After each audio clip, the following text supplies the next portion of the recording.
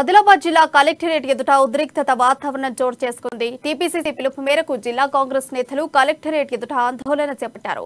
BRS వైఫల్యాలను ఎండగడుతూ కాంగ్రెస్ నేతలు collectorate ముట్టడికి యత్నించారు. ఈ క్రమంలో ఆందోళనకారులకు పోలీసులకు మధ్య తోపులాట జరిగింది.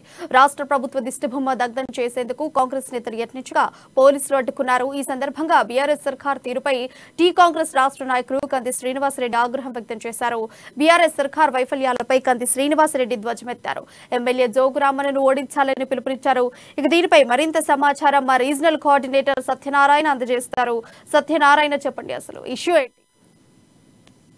ప్రియా, అయితే ఇక్కడ కలెక్టరేట్ వద్ద మాత్రం ఇవాళ చాలా ఉద్రిక్త పరిస్థితి ఉంది.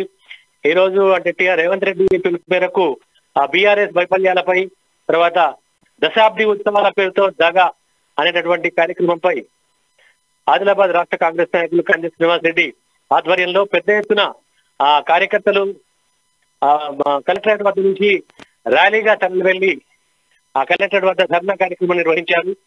అయితే ఈ ధర్నాలో ప్రభుత్వానికి వ్యతిరేకంగా నినాదాలు చేస్తూ ఏం సాధించిందని తెలంగాణ ప్రభుత్వం దశాబ్ది ఉత్సవాలు నిర్వహిస్తుందని చెప్పేసి కంది శ్రీనివాస్ రెడ్డి ప్రభుత్వంపై మండిపడ్డారు. అలాగే ఇక్కడ ఆదిలాబాద్ లో పూర్తిగా అవినీతిమయమైందని, జోగురామన్న 14 ఏళ్లు మంత్రిగా తర్వాత ఎమ్మెల్యేగా ఉండి కూడా ఆదిలాబాద్ అభివృద్ధికి ఏమీ చేయలేదని, ఎలాంటి అభివృద్ధి చేపట్టకుండా దశాబ్ది ఉత్సవాల పేరుతో ప్రభుత్వం దగా చేస్తుందన్న ఉద్దేశంతో పెద్ద ఎత్తున కలెక్టరేట్ వద్ద ధర్నా నిర్వహించారు. అలాగే 10 తలల కేసీఆర్ ఫ్లెక్సీ తయారు చేసి ఆ ఫ్లెక్సీని దహనం చేసేందుకు యత్నించడంతో పోలీసులు అడ్డుకున్నారు. దీంతో పోలీసులకు కంది శ్రీనివాస్ రెడ్డి నా కార్యకర్తలకు మధ్య తోపులాట జరిగింది. మొత్తం మీద పోలీసులు అడ్డుకోవడంతో ఇరు వర్గాల మధ్య కాస్త తోపులాట జరిగింది. దీంతో అక్కడ కాస్త ఉద్రిక్త పరిస్థితి నెలకొంది. ఆ తర్వాత పోలీసులు ఆ ఫ్లెక్సీని లాగిపడేశారు. ఆ తర్వాత కంది శ్రీనివాస్ రెడ్డి అంటే కనీసం ఈ ప్రభుత్వంలో స్వేచ్ఛగా నిరసన తెలుపుకునే హక్కు కూడా విపక్షాలకు లేదా అంటూ కంది శ్రీనివాస్ రెడ్డి మండిపడ్డారు. ఈ ప్రభుత్వ తీరుపై తీవ్ర నిరసన వ్యక్తం చేశారు. తెలంగాణ ప్రభుత్వం రైతు వ్యతిరేక ప్రభుత్వం అని, ఎలాంటి అభివృద్ధి చేయని ప్రభుత్వానికి ప్రజలు ఖచ్చితంగా తగిన బుద్ధి చెప్తారని, రానున్న ఎన్నికల్లో తెలంగాణ ప్రభుత్వం ఓటమే లక్ష్యంగా జోగురామన్న చిత్తుగా ఓడించేందుకు తామంతా కలిసి ముందుకెళ్ళి ప్రతి గ్రామాల్లో కూడా కాంగ్రెస్ పార్టీ ఆధ్వర్యంలో పెద్ద ఎత్తున నిరసన కార్యక్రమాలు చేపడతామని, ఖచ్చితంగా వచ్చే ఎన్నికల్లో తెలంగాణ ప్రభుత్వానికి తగిన బుద్ధి చెబుతామని చెప్పేసి ఈ బీఆర్ఎస్ ప్రభుత్వాన్ని గద్దెనెక్కకుండా తప్పకుండా అడ్డుకుంటామని, ప్రభుత్వాన్ని కూర్చే కాంగ్రెస్ ప్రభుత్వం అధికారంలోకి వచ్చే విధంగా తామంతా ప్రయత్నం చేస్తామని చెప్పేసి కంది శ్రీనివాస్ రెడ్డి అక్కడ చెప్పారు. ప్రియా, సత్యనారాయణ.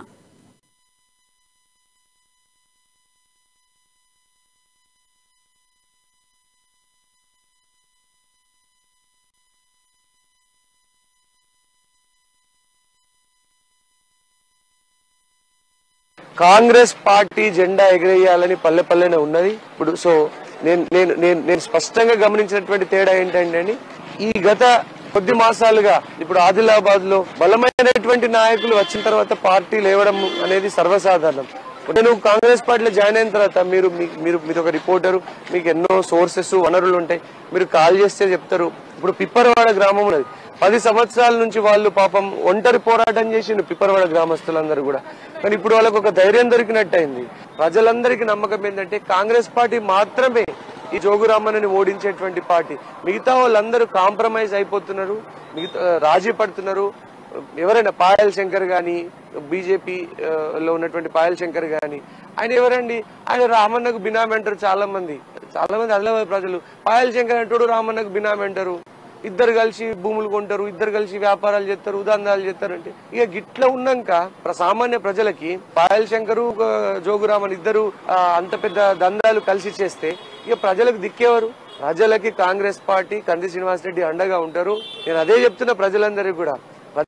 చాలా మంది ప్రజలు అంటున్నారు ఈసారి జోగురామన్నకు వేయము, చేతు గుర్తుకే వేస్తాము అన్న సీనన్న, మీతోనే ఉంటాము, మిమ్మల్ని ఆశీర్వదిస్తాము, ఎట్టి పరిస్థితుల్లో మీకు ఒక అవకాశం ఇవ్వాలన్నటువంటి ఉద్దేశంతో ఉన్నామని ప్రజలందరూ అంటున్నారు. చాలా సంతోషంగా ఉన్నది. కానీ ఒక్కటి మాత్రం ఏంటంటే కాంగ్రెస్ పార్టీ మా మీద బాధ్యత ఉన్నది. ప్రజా సమస్యల్ని ఆదిలాబాద్ 15 సంవత్సరాల నుంచి జోగురామన్న పాలన విధ్వంసమైంది, పూర్తిగా నాశనమైంది.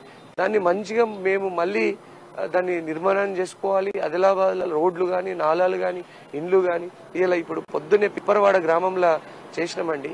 ఏ ఇంటికైనా పండి అండి, ఆ పేదోళ్ళు ఏమడుతుంది తెలుసా, గరీబ్ వాళ్ళని మా ఇల్లు చూద్దురా అంటున్నాను. ఇళ్ళ మీద చూస్తే ఏమవుతున్నాయండి, ఏ ఊర్లోకి పోయినా కూలిపోయేట ఇండ్లు, దాని మీద ఒక తాడిపత్రి, నల్లటి కలర్ లో ఉన్న తాడిపత్రి, దాని మీద ఆ తాడిపత్రి లేచిపోకుండా రాళ్ళు.